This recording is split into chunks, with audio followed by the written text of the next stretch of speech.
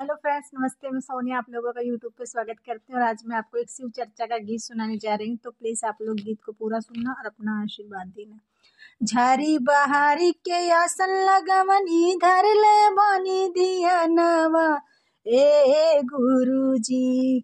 अरे झारी बहारी के आसन लगवनी धर ले बानी दिया नवा ए गुरुजी। तनी दई दी दर्शनवा ए गुरुजी। तनिका दई दी दर्शनवा ए गुरुजी।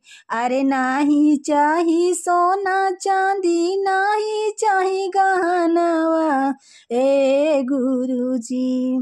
अरे नाही चाही सोना चांदी, नाही चाही गहनवा ए गुरुजी। तनी दई दी दर्शनवा ए गुरुजी। राम जैसे पति दिहले उहे बड़े गहनवा ए गुरुजी। राम जैसे पति दिहले उहे बड़े गहनवा ए गुरुजी। तनी दई दी दर्शनवा ए गुरुजी। तनिका दई दी दर्शनवा ए गुरुजी। झारी बहारी के आसन लगवनी धर ले बानी धियानवा ए गुरुजी। तनी दई दी दर्शनवा ए गुरुजी।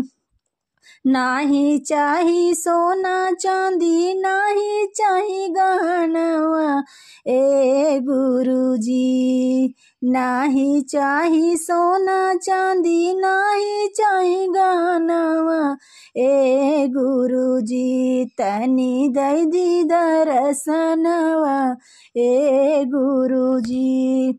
लक्ष्मण जैसन देवर दिहले उहे बड़े गहनवा ए गुरुजी। अरे लक्ष्मण जैसन देवर दिहले उहे बड़े गहनवा ए गुरुजी। तनी दई दी दर्शनवा ए गुरुजी।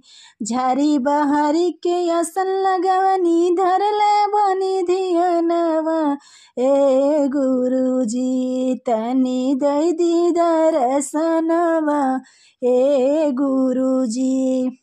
नाही चाही सोना चांदी, नाही चाही गहनवा ए गुरुजी। अरे नाही चाही सोना चांदी, नाही चाही गहनवा ए गुरुजी। तनी दई दी दर्शनवा ए गुरुजी। सरवन जैसन बेटा दिहले उहे बटे गहनवा ए गुरुजी। अरे लक्ष्मी जैसन बेटी दिहले उहे बड़े गहनवा ए गुरुजी। तनी दई दी दर्शनवा ए गुरुजी। तनिका दई दी दर्शनवा ए गुरुजी।